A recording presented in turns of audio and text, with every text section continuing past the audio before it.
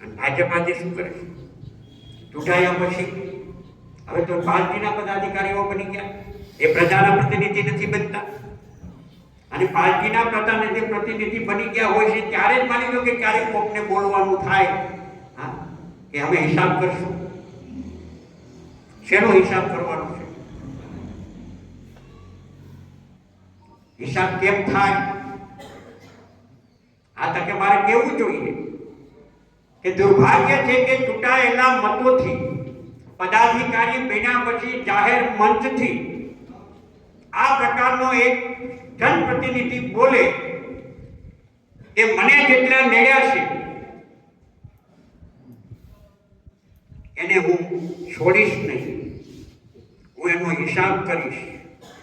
તો આ તકે મારે આ તાલુકામાં એટલું જ કહેવાનું છે, ગીર સોમનાથ જિલ્લામાં પણ એટલું જ કહેવાનું છે કે ભાજપના તમામ આગેવાનોને કહેવા માંગીએ છીએ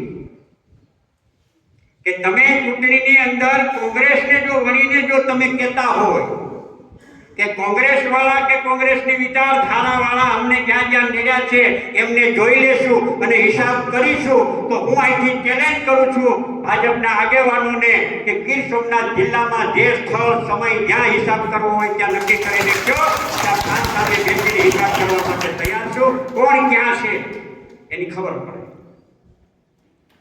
પગથી માથા સુધી કોણ ક્યાં કેમ છે એમનો વાસ્તવિક હિસાબ કરવો હોય તો તૈયારી છે. આવો કોંગ્રેસ